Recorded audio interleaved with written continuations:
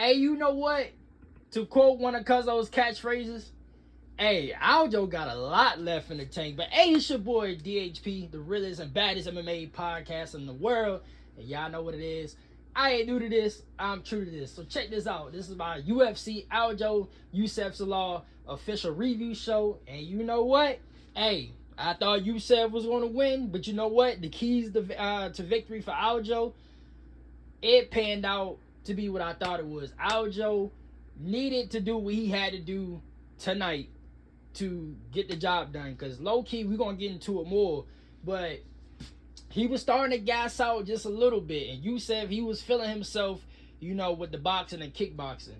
But I'm gonna go over the main card winners, and then we're gonna talk about the fights, because I do got some shit to say about some of these, especially the opening fight, because to be a BJJ practitioner, and what was he, an ACDC champion, you gotta have better IQ. But we're gonna get to that fight with him and Buchacha and Ryan Spann in the feud. But Aljo took a unanimous decision over Youssef Zalal, keep his top 5 ranking. Jocelyn Hernandez took a, I said Hernandez, good God. Jocelyn Edwards took a decision over Norman Dumont. Rafa Garcia took a decision over Alexander Hernandez. Davey Grant, hey, he might be in his elder stage, but Davey Grant, he still got some left in the tank too, a la Dennis Seaver.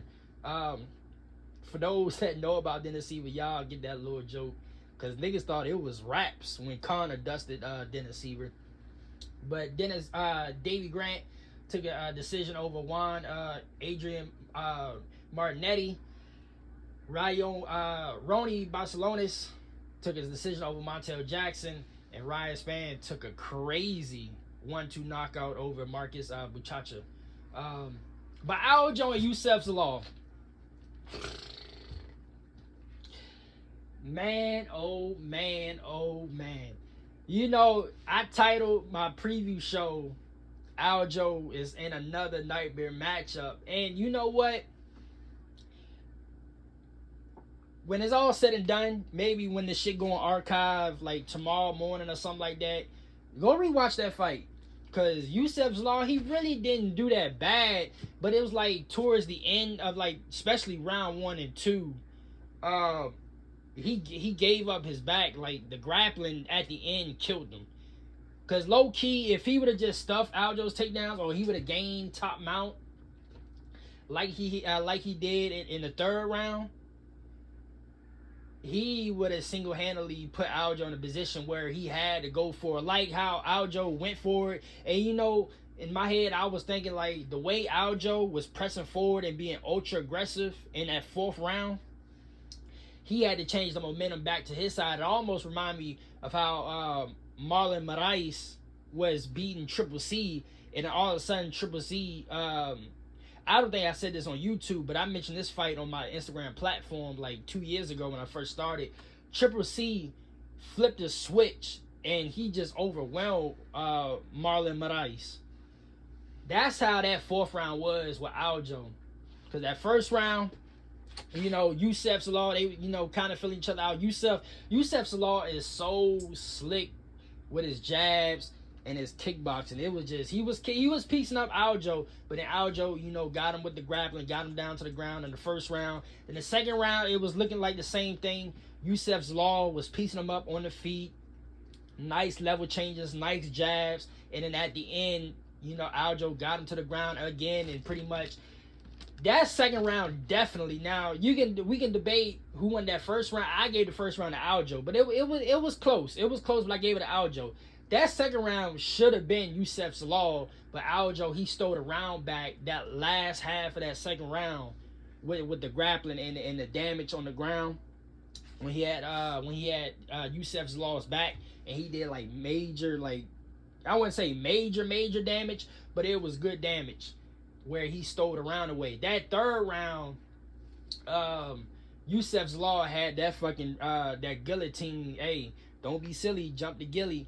He had that gilly on tight, and he was in it. It looked like he had Aljo like out, but Aljo was able to get out of it. But Youssef Zalal, ended up transition into Aljo's half guard, and he was able to pretty much he didn't really do no damage on the ground. He just pretty much controlled him, and he tried to get a couple rear nakeds in. But after that so the first round, you can say Aljo. The second round, it should have been Yusef's Law, but the last half of that second round, Aljo stole it back. That third round was all Yusef, and then when that fourth round hit, Aljo was like a bat out of hell. It's like he knew that, and I was like, when Aljo was getting up, I'm like, this nigga Aljo is tired, bro. Like Yusef's Law, he has to, and I wish, in hindsight, now thinking about it. Hold on, Sylvester, come on now. Thinking about it in hindsight, I wish Yusef's Law would have did a little bit more body work. And I know with Aljo, him, trying to, catch legs and shit like that, he ain't really had to kick Aljo in the body. He could have just jabbed and kept jabbing to the body because he had to reach. He had to reach over Aljo. I wish he would have did more body work because Aljo was really tired. But, even if you tired, if you just wanted more, like, to be quite honest, it's the same shit, and shout out Jerry and Cuzzo, Joey and them. We always talked about this shit, like with DC and Alexander Gus, my boy Gus. That fight, to me, was like going into the fifth round, it was tied. So whoever won that fifth round, it was going to win the fight. And to me, DC, even though Gus is my man's, DC, he wanted to fight more. He wanted that dub, and Gus let DC take the fight over. That's how I feel like this last half of that fight went with tonight with Aljo and Yusef's Law. Aljo just wanted to move. That fourth round, he flipped the switch, came bad out of hell. He was aggressive, and Yusef's Law did not do him any favors, or himself any favors, by backing up against the cage, because that just pretty much made it easy for Aljo. And Aljo, but credit to Aljo though, because he forced Yusef's Law to back against the cage with his aggressive approach, and he stunned Yusef's Law with a couple hooks and a couple jabs, and then got to work with the ground. And then Yusef's Law, he just couldn't really do, other than that first round when he threatened a couple triangles. Yusef's Law, it was like he was like a fish out of water.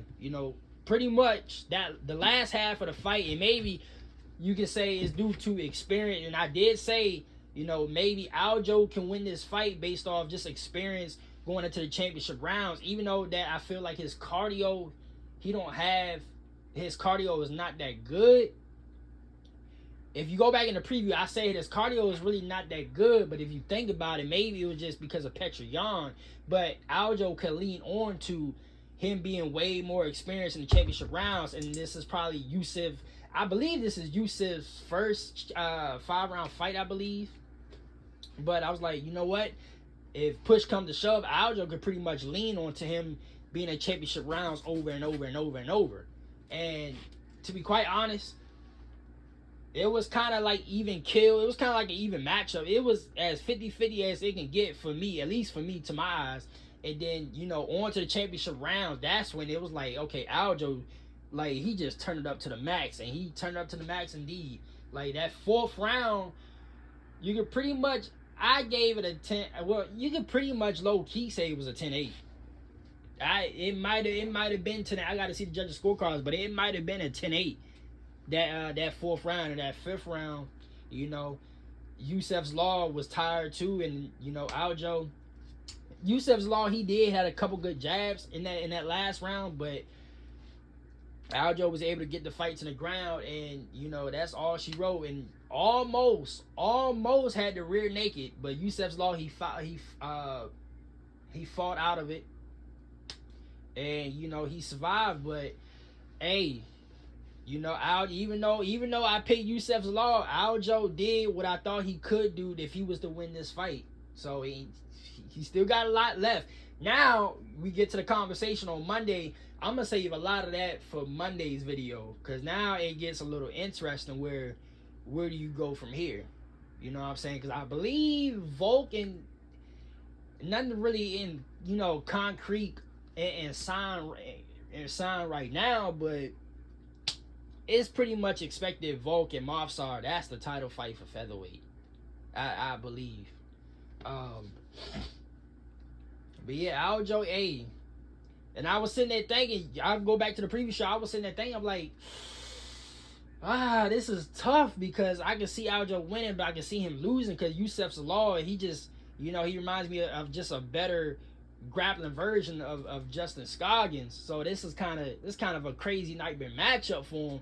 And even though he came off a win against T City, it's T City though. Like T City is not T City no more, so I can't really gauge that. But hey, Aljo, he still got a lot left in the tank, bro.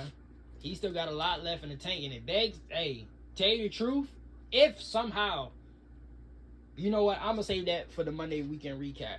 Because the way Aljo fought, now there is some things Aljo need to clean up. That's for damn sure. But, because Yusef's Law, even though he really didn't do too much damage, he did get out grappled in that third round.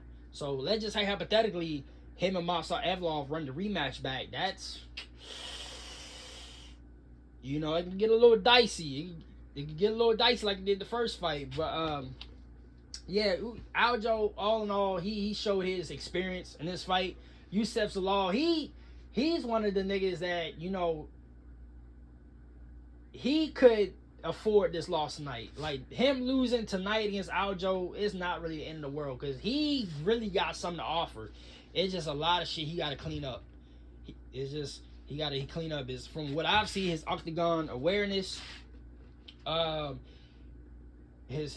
he needs better bottom game, and his submission defense is on point. He just got to be a little bit more active on the ground and just improve. I wouldn't say improve his takedown defense because Aljo wasn't really all that perfect with his takedowns. But I mean, in hindsight, I say this now, but it's easier said than done. But he got to improve his cardio. But this is one of these fights, like my cliche things I always say about, especially when like with Bo Nickel and even with Joe Pyfer, these fights like this, it's an eye-opening experience. It's really even Patty to a degree. It's a win-win because if you win, that just elevates your career even more and just accelerates you to a title shot even sooner. But if you lose, especially if you're able to adapt and adjust accordingly, losing is pretty much a win because you can come back even better. So even though technically Yusef Zalal is not really a new up-and-comer, he's still fresh enough in the UFC where he can afford this lose, adapt accordingly because, his style, I don't care what anybody say, bro. Even with this loss tonight, Yusef Zalal, his style, bro, his style is just very, very, very slick. Let me pick this right here. He got a very slick style that can give anybody any problems, bro. But hey, Aljo keeps his top 5, so hey, we gonna talk about where it go from here. On to the women's co-main event. Oh man, what can I say, bro? Like, I don't know what it is about the ladies, but it's like, and don't get it fucked up, cause y'all must think I hate women's MMA. I love women's MMA, especially, and it's crazy because I didn't start doing this on camera till 2 years ago. But me during high school, and into my young adulthood life, 2015 on to like 2017 and 18. Boy, I love me some women's MMA. But it's like,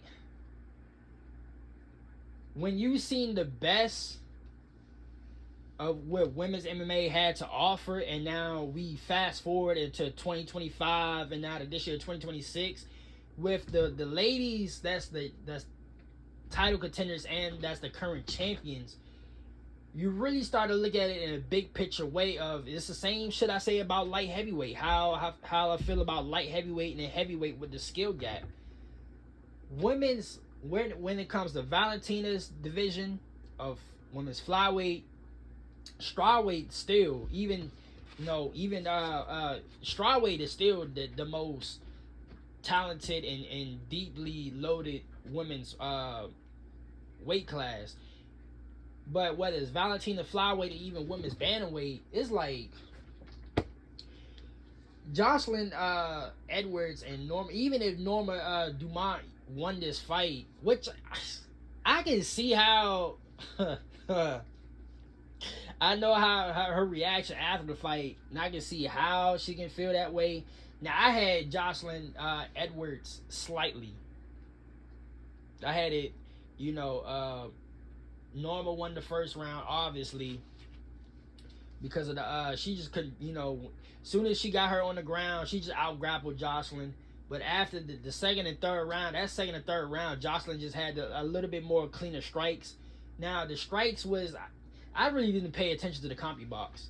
I'm gonna start moving forward. I'm gonna start paying attention to that, because that's sometimes with the numbers, that sometimes do play a factor in today's judging. Like, for some odd reason, that plays a little factor with today's judging. But Jocelyn, that second and third round, it was kind of like, especially that second round, it was kind of a little bit even. But I feel like Jocelyn had a little bit more cleaner strikes. In that third round, that was all Jocelyn. So I had it 2-1 Jocelyn. Norma, even with Jocelyn, reversing positioning in that first round and had Norma on her back, I still gave Norma that first round. But second and third round, it was, Jocelyn just had, a little bit more cleaner strikes. But on a big picture scale, now Jocelyn, with her beating Norma, she's going to enter the top 5 now at women's bantamweight. She's going to overtake, I don't know if she's going to become top 3, but she's going to overtake Norma's ranking and put herself inside the top 5. But either way, either if Norma did win or, Jocelyn, still ended up winning, they not ready for Kayla. They just not. They not even. I don't even think either one would beat not Amanda Nunes, Juliana Pena, because I do feel like definitely Kayla Harrison. But even Amanda coming back, and then Juliana Pena, those 3 ladies in particular has separated themselves far ahead from the rest of the field. And maybe you can throw in like Ketlin Vieira in there, and Irina Donia is kind of like up and down, but it's really those 3 ladies, Amanda, Kayla, and Juliana Pena. They separated themselves to the point where it really don't matter. And I'm low-key disappointed with Ketlin and Irene, because I did feel like, if you go back to my other videos in the past, I did feel like Irene and Ketlin would be consistently like top 3, top 4 women's bantamweight challengers. And even, one of them being a champion in that weight class. So I'm more disappointed with those 2. But Juliana, Amanda, and Kayla, they just separated themselves. So Jocelyn, her beating Norma, is that she's putting her name in the hat as one of the new faces, as far as like fresh new challengers and the top 5 ranked opponent. But I just don't see it, bruh. I just don't see it. And we at the point with women's bantamweight, and I wouldn't say flyweight, because Valentina is just Valentina, but flyweight is low-key loaded too. You were talking about women's strawweight being loaded. Flyweight is really loaded too, but it comes to a point with that where like Valentina is just Valentina. But women's bantamweight, it's like Jocelyn's going to be in the top 5, right? But she's not really top 5 to me, if that makes sense. So it's like, it is what it is with that. But I know it's like, she ain't really going to do nothing with it, you know what I mean? But what, Sylvester, what? But yeah, Jocelyn, she got the job done against Norma. Rafael Garcia and Alexander Hernandez. I had to take a sip of my Mountain Dew. That was a good fight. This was a good fight. I did say this was I did say this was low key could have been fight of the night.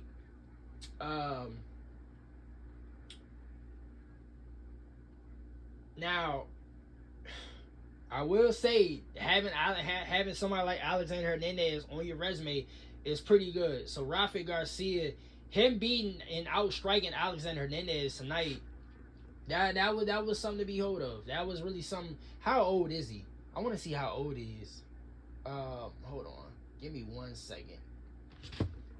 I want to see how old he is.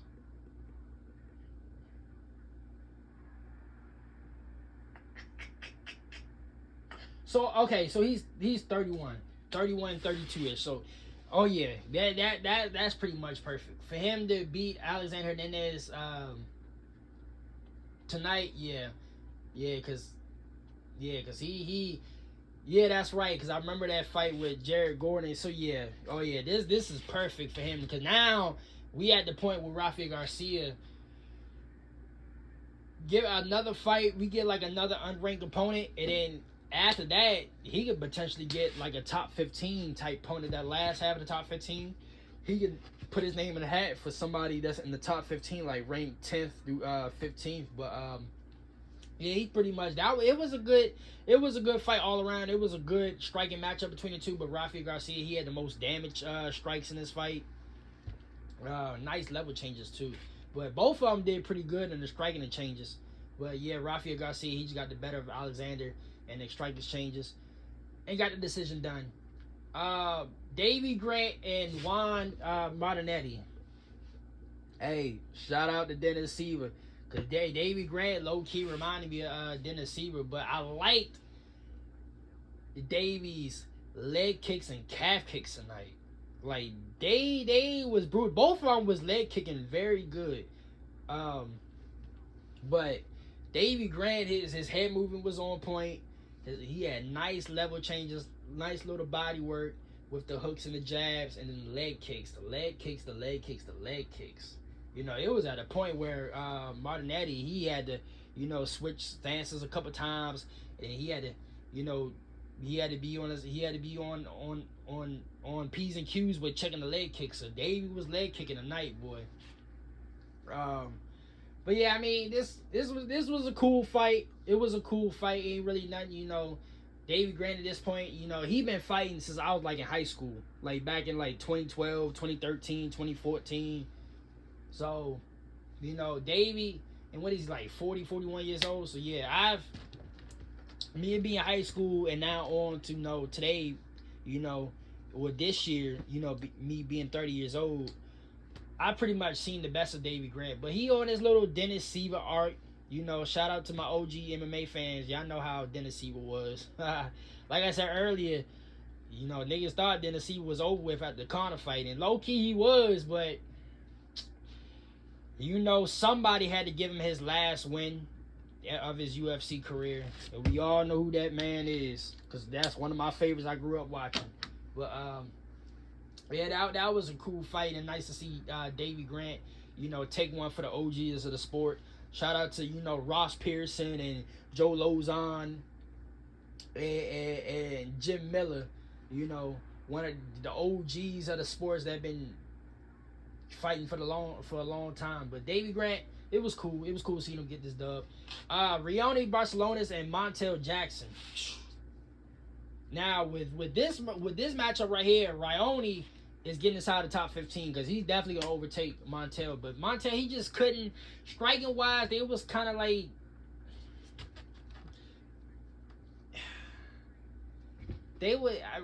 Montel was the better striker. He was the better striker, but it was just he couldn't really stop the takedowns. And going back to the Aljo and Yusef's Law fight, with Aljo, he had to do what he had to do to beat Yusef's Law just by grappling him.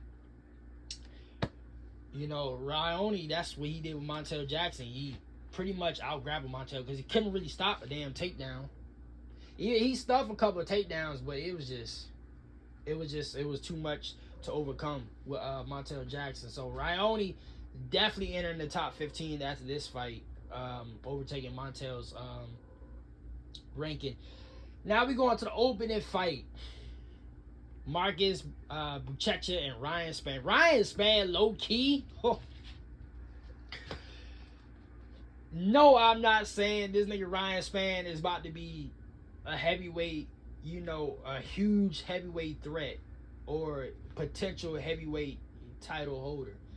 But what I am saying is the right matchup at heavyweight, he's about to be a huge problem. I can see him low key being, more recently, Jairzinho Rosenstrike, Biggie Boy. I can low key see him being somebody like that because he is ferocious. And Marcus Buchecha, for you to be that much of a BJJ practitioner, your IQ is so ass. Like I ain't gonna lie to you. To use the white people words, and shout out to all my white folks.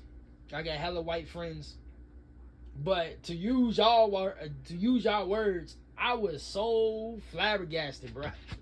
Like I was so flabbergasted just watching Buchecha, especially every time that he shot in, and Ryan Spann. It was like I just don't get it. It was like some level 1 like white you got brown ball. It was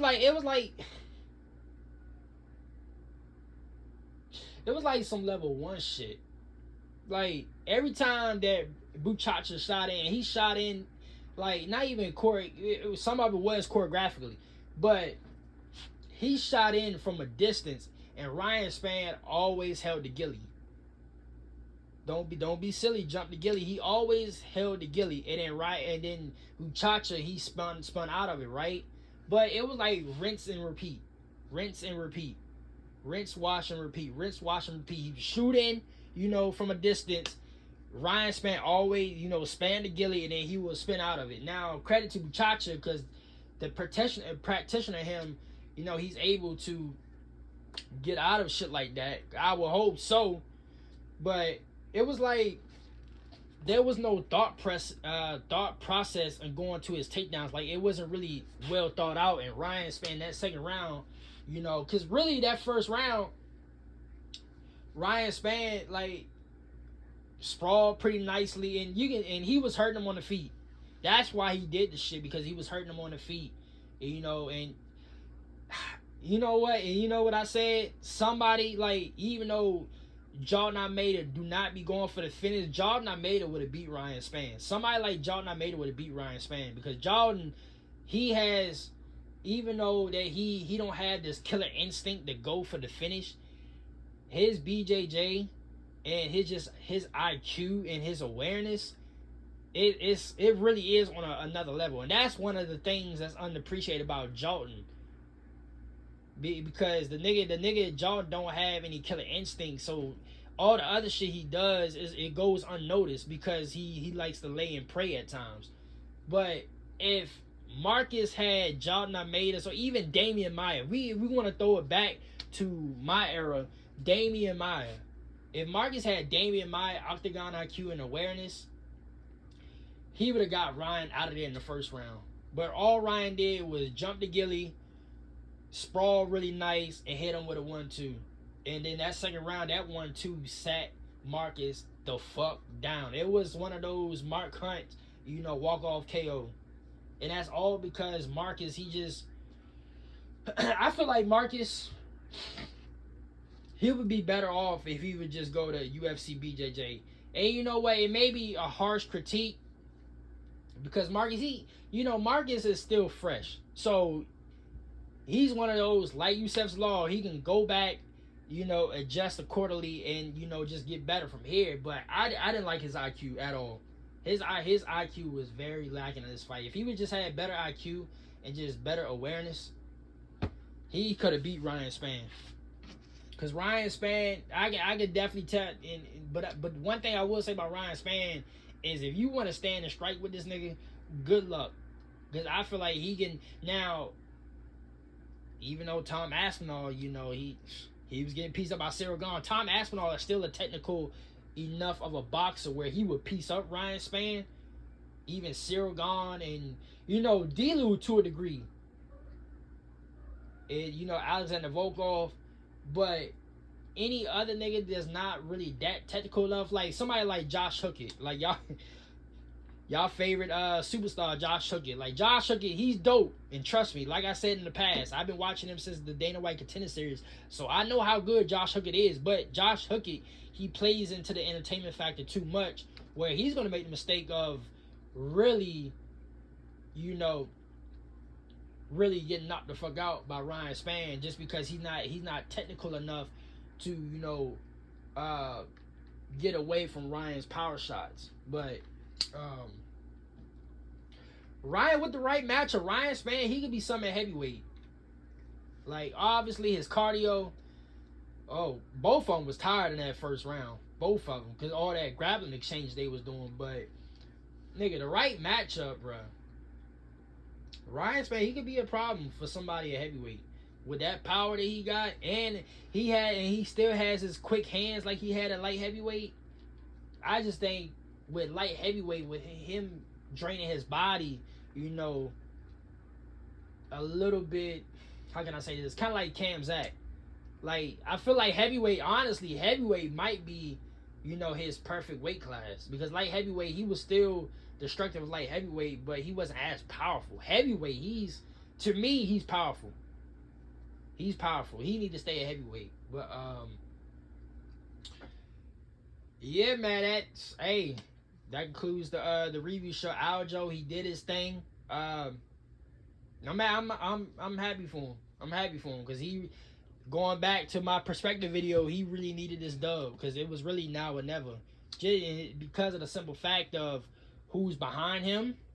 You know, with these up and coming featherweights coming through the ranks, it ain't gonna get easier from here. But yeah, man. Until the Monday weekend recap, I'll holler at y'all niggas later, man.